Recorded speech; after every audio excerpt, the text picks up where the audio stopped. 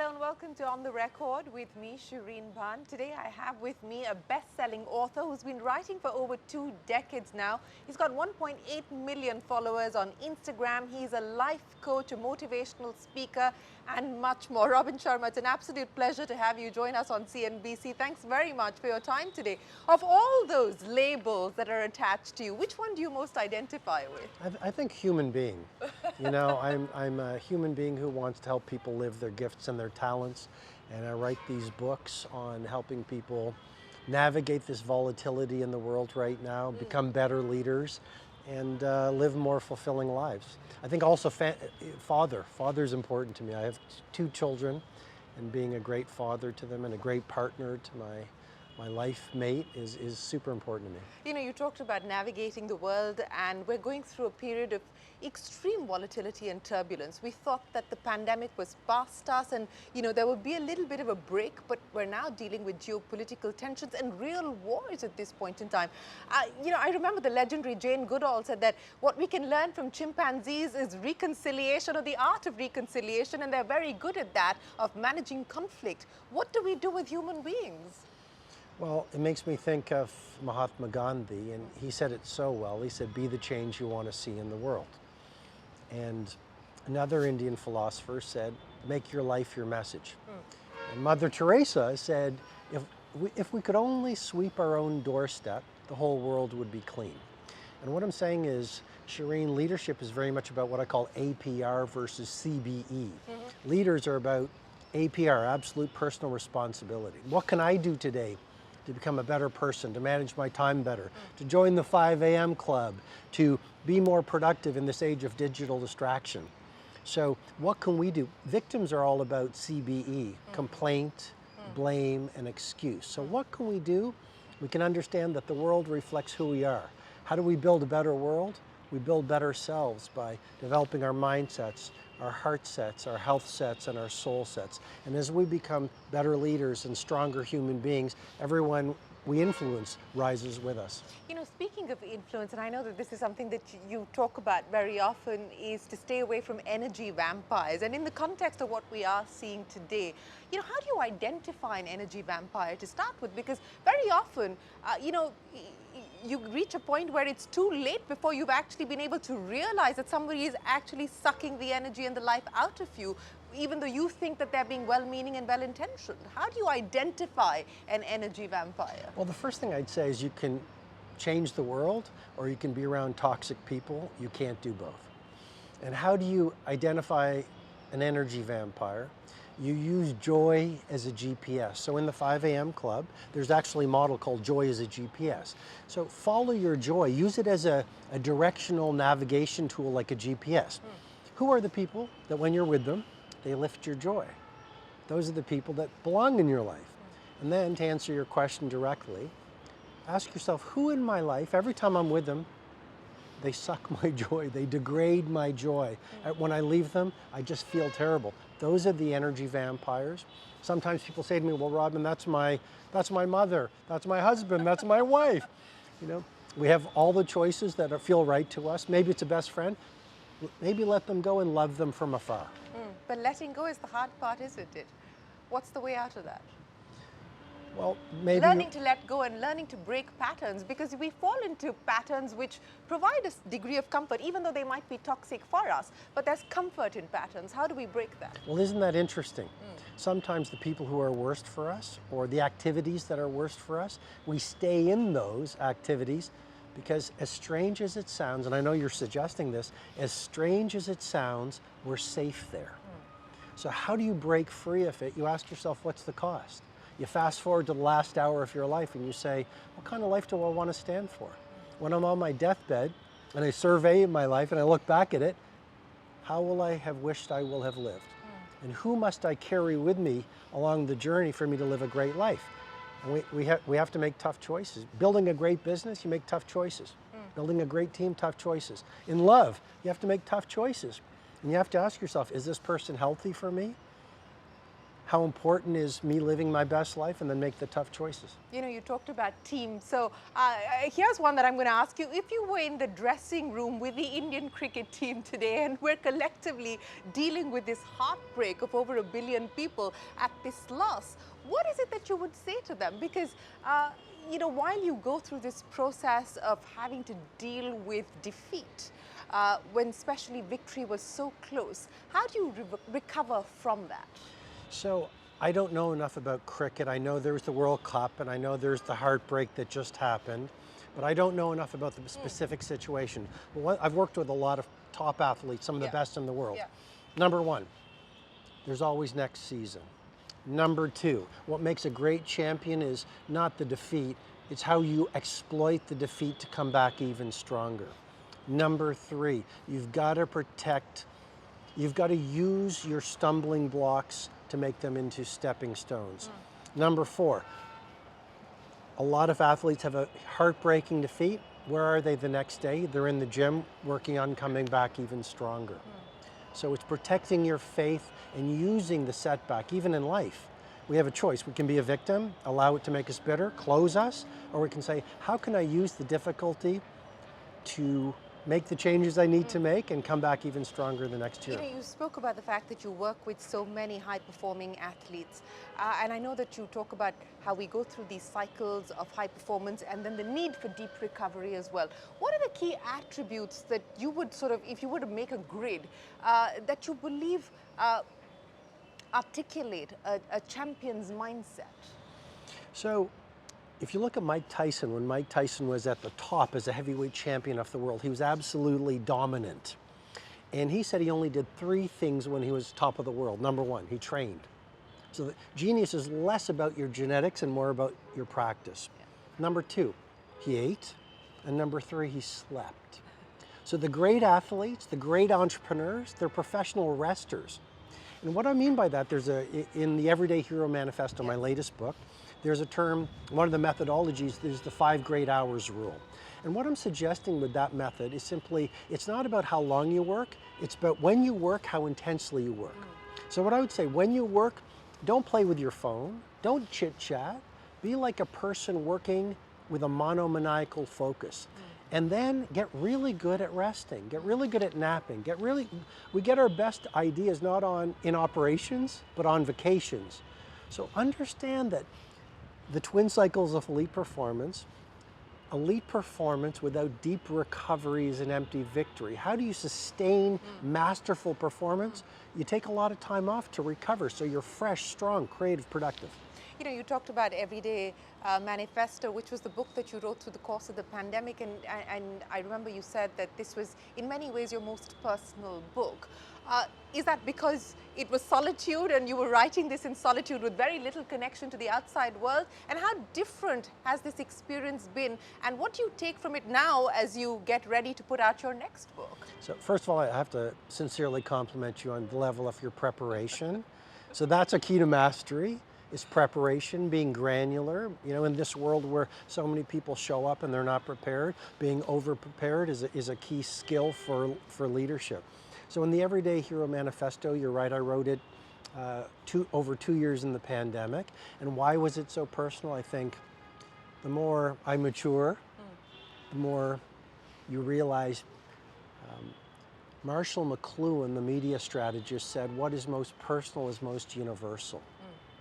And so I'm realizing more and more, the more I can share not only my triumphs, but even more importantly, my scars, the more I'm going to relate to my readers. And so in that book, my goal was to share what I've gone through to help people navigate difficulty, but also navigate success, because success is really dangerous. You know, when you're at the top, you talk about the athletes. When you're at the top as a champion, that's when you stop training. It's when you stop looking at the game tapes. It's when you start coasting. Same as an entrepreneur. So what I tried to do in that book is write a very honest book and a very personal book and a book that would really help people. Well, speaking about books, the next one, which is going to be out next year, 2024, early 2024, 8 hidden habits to lead your richest life. Why 8? Why not 5 or 10? 8 just felt right. So the book is called The Wealth Money Can't Buy. The Wealth Money Can't Buy. And I think it's It's almost an ideal book for this world that we're in. You're right, we've gone through the pandemic. So many of us are rethinking work, we're rethinking family, rethinking our values, rethinking what success means. And Shereen, society has sold us this bill of goods that if you're a billionaire, or if you have a lot of money, if you have big houses, you have lots of Ferraris, then you're rich, you're wealthy.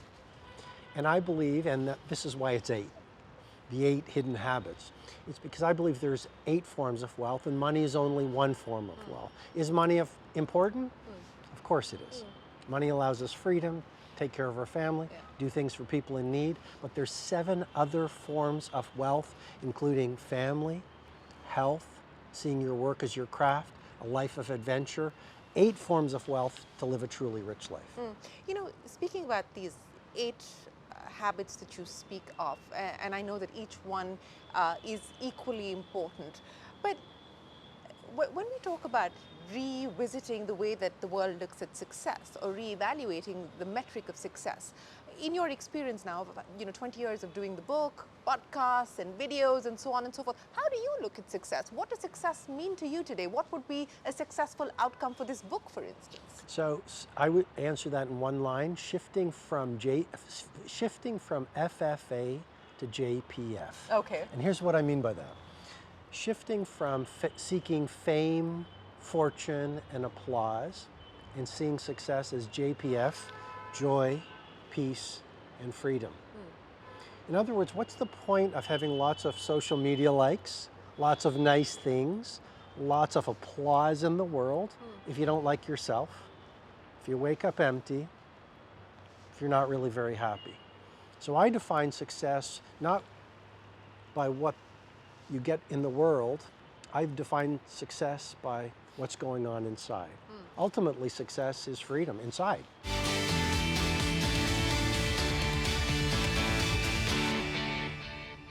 We're living in an era where everything is an Instagram reel or a YouTube short, and I know that you've spoken about this, of the malaise that we're dealing with, where focus and attention spans have become shorter and shorter. How do you reorient the brain? You put down your phone. You have a conversation. How often do you put down your phone? I put down my phone for many hours every day. Sometimes I put it in a drawer. I turn it off. I work in my writing room. I usually don't have any technology. If you look at all artists, they had one thing in common. They would leave the world so they could hear the signal, because there's too much noise. So tactics, number 1, turn off your phone. Once a week, have a 0 device day, a digital Sabbath. I call it the 2 telephone protocol. That's another tool. You have one phone loaded with your apps and social media. One phone just has SMS. And just spending time in quietude, as simple as it sounds. Going for a walk or having a family meal without the phones being there. So setting some digital boundaries so you get your life back is so powerful. We're talking about creating or setting digital boundaries in an era where everyone now is talking about what AI is going to do and how AI is going to change the way that we live and work and so on and so forth. From a productivity point of view, because so much of your time and research and writing is also about improving productivity, how do you see life in the world of AI as we move forward? Well, I would say, Shereen, that technology is an awesome servant and a terrible master. So let's not, and I say this very humbly, let's not degrade and dismiss technology. India just put someone on the moon. Look at the beautiful things that technology allows us to do: connect with people, build relationships. We can learn courses from social media. If we use social media well, it's an incredible tool. Even the content creators, you can distribute value, inspire, elevate millions of people with a phone right now. Technology is great. What's happened, though, is I would say actually the majority of people have become addicts. They've become addicted to the likes, addicted to the white screen, addicted to all of these things that are costing us. They're costing us our cognition, our creativity, our productivity, our family relationships, and ultimately our relationship with ourselves. Blaise Pascal, the French mathematician, said most of a person's miseries are derived by their inability to sit alone in a room. We're not good at being alone anymore because we're so addicted to the technology. How much time do you spend in solitude yourself? hours every day. I live on an olive grove with my life partner, and we have a little dog. My children are older now, and I spend a lot of time walking, a lot of time in contemplation, a lot of time writing. So yeah, I'm okay spending time alone. Has the process of writing itself changed? And also, how do you cope with the fact that you wanting to put out an authentic message, or in your mind what seems like an authentic message? Because in many ways this is a space that's now getting increasingly commoditized as well. I mean, you've got TikTok influencers who are providing self-help advice and self-help mantras practically on the minute. Does that weigh on you now as you go into the process of putting out something new and something original? Well, you're right. The whole world are gurus.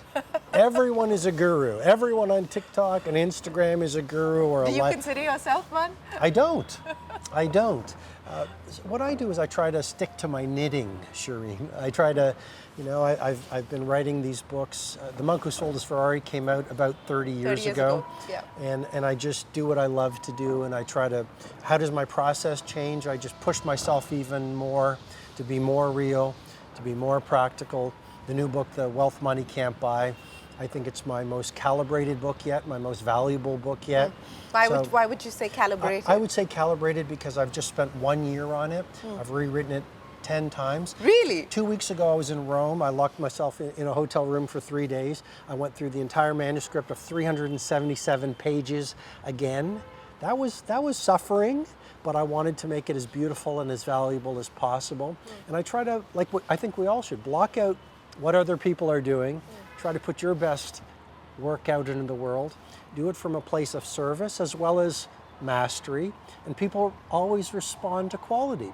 And as you become more successful, become more humble and try to do even better work and help more people and be even more of yourself, and good things happen. So going over 377 pages to come up with the best iteration in your mind, I mean, that's a hard process. How much did you change, or did you leave it as is, or was it just tweaking? Well, so the first 100 pages, I went, oh, this is actually pretty smooth. Because again, it's been through, let's say, 10 iterations. The first 100 pages, pretty smooth. And then I started actually having to rewrite a number of the sections. And it was hard going. I felt like giving up. But there's an acronym I love when it comes to work, and it's LME, Last Mile Excellence. It's not how you love acronyms, don't you? Acronyms. And it's last mile excellence. It's not how you start a book or a movie or whatever it is. It's how you end it when you feel like mailing it in. When, I could have sent it into the publisher. It would have done very well, but I owe it to my readers to make it the best I could do. And actually, if I may be a little spiritual, when you sit down and you say, I'm going to commit to doing it and going through the whole manuscript over these next few days, the universe sends you energy. And on the final day, for some reason, I woke up at 3 a.m. It's like I'd slept for 10 hours. And so it's almost like there was wind underneath my wings, and I finished the final pages, and it got sort of easy. Through the course of the pandemic, there was a lot of change that we saw, and the expectation was that, look, work life is going to change forever. The hustle culture is over, but the hustle culture is right back. Work from home is over, work from office is back. So what do you believe is the way that we should look at work-life balance? Everyone's talking about, should you work 70 hours or not? That's the big debate in India at this point in time, or that's not something that the Gen Z wants to accept in any case. How do you see this tension, this conflict between what work-life balance should be or needs to be, and also the role of leaders in this context? So what is the tension? What is the balance? I mean, there is a lot of tension. And it's not an easy answer that I could give you in 1 line or 2 lines. It depends on the corporate culture. And it depends on, some people, Elon Musk, everyone come back and here's what I want you to do and here's the number of hours. And if it doesn't work for you, perhaps find another place. And he's the founder of his companies, and he's setting the culture. And if you want to work there, you've got to fit by the culture. And other organizations, you can work 3 days a week and you can take Fridays off, and that's fine for that company. So there's no easy answer. I do believe in hard work. I don't think anything great is ever created without industry and hard work. No great relationship is ever created with hard work. No book is ever written with hard work. Hard work has a bad name right now. I think we've in some ways gone to the other extreme from hustle and grind, and I think we need to get back to, as you suggest, a balance. And then what's the role of leaders? The role of leaders is to lead. The role of leaders is to build a great culture. The role of leaders is to grow more leaders. The role of leaders is to have a great mission to make the world better through the products and services of the company, and then help the people get the job done. What's the biggest mistake that you've seen leaders make? There's a few. Okay, and go one, for it. and one is you fall in love with your success, and you start talking in monologues, and you start listening to your frontline people, and you think that because you're the dominant brand in the industry, the dominant company in the industry, you fall into the trap. Even a lot of athletes, because you're a champion, you'll always be a champion, so you stop doing the things that made you a champion, and it's a very quick descent into obsolescence once you stop keeping your... I mean, there's Andy Grove, the co-founder of Intel, said only the paranoid survive, and I think we should be cheerfully paranoid. Like, don't stop. I don't know if you have a view on what's happening in Silicon Valley currently with this whole open AI battle and Microsoft and Musk on one side, and there's a whole plethora of power dynamics at play today. But you know, as you look at what's going on, and there's ego, there's aspiration, there's purpose of wanting to change the world, etc. How do you view the current developments? I would say that these titans, not specific ones, but in general, how can you understand their machinations or machinations, yes. or how do you understand these people? And I would say these titans are complex people. There's ego, and there's competition, and there's a sense of mission. I mean, they're just complicated people. It's like I love great art. The great artists, they're just complicated people. I think the great geniuses, there's a fine line between genius and madness. And so I think to get to the pinnacle, whether it's business, arts, athletics, the humanities, they're just complex people. They're insecure and they're brave. They're creative, and they're just complicated people. They're fascinating. It certainly are fascinating, and it's a story that's developing. But let me end by a quick set of questions to you, a volley of questions to you. What do you drive now, since you sold the Ferrari? I don't drive. At all? I don't drive at all. You don't have a car? I live in Italy, and my license expired, and the process to get a license is hard, so I don't drive. So the book that inspired you the most? Wow. Maybe Khalil Gibran's The Prophet. Incredible book. There's a book, a lot of people don't know about it. First time I read it to my children, it made me weep. And it's called The Giving Tree by Shel Silverstreet. That's a very powerful book. And yeah. The best piece of advice that you've ever been given? My dad used to say, Robin, when you were born, you cried while the world rejoiced. Live your life in such a way that when you die, the world cries while you rejoice.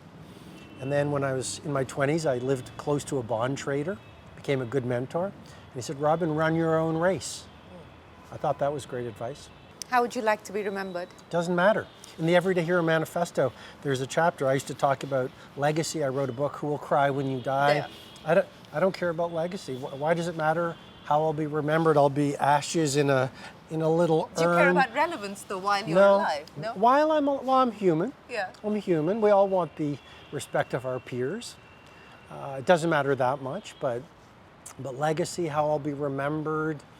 I'll be dead, so why does it matter? We've gotten accustomed to looking at life in listicles, the places that you want to visit, the people that you need to see, the books that you need to read. So if you were to draw up a list today of the top 5 things, and it could food, places, travel, whatever. What would that list look like? It's such an interesting question. I wouldn't change very much. I've traveled so much over 30 years. I like what I have for dinner in the evening. I don't go to many restaurants anymore. Here in Delhi, I will. I love North Indian cuisine so much. But I like what I have for dinner. I love what I eat. I don't have a car anymore. I'm not saying I've become the monk who sold his Ferrari. I'm not saying that. I like the places I travel to. I mostly travel to the same places. I want to do what I keep on doing now. And I'll end by asking you about India, because here you are, exactly almost a year since your last visit. How's your relationship with India changed, and how much of India is part of your identity? Well, I think it's a very deep part of my identity. My parents are Indian. The Indian values were definitely a part of our house. I think in our DNA, it's part of the DNA. And it's a very deep, rich, wise culture. It's the land of meditation, yoga, spirituality, so it's such a part of me. How's my relationship changed with the country? I started coming here, I think the first time I came here I was 7 years old, and it's clearly changed. And this is the first trip where I actually think I think about the idea of buying a flat here. Oh, really? It's the first time I've always loved it. But now it's like there is so much energy. There's so much confidence in a world where so many people are scared. It's the first time I thought, might be nice to have Are you going to do it? Might be nice to have a base here in Delhi. Who knows? Well, we look forward to that, Robin Sharma. It's been an absolute pleasure. Thank you, Shereen. Thank you so much for joining us, and we wish you the very best of luck with the book and with the rest of your trip in India. Look forward to seeing you back again. I wish you all the best, and congratulations on all your success. Thank you so much. Well, with that, it is time for us to wrap up this edition of On the Record with Shereen Bhan. Thanks so much for watching. We'll see you again next week. Till then, from all of us here, goodbye.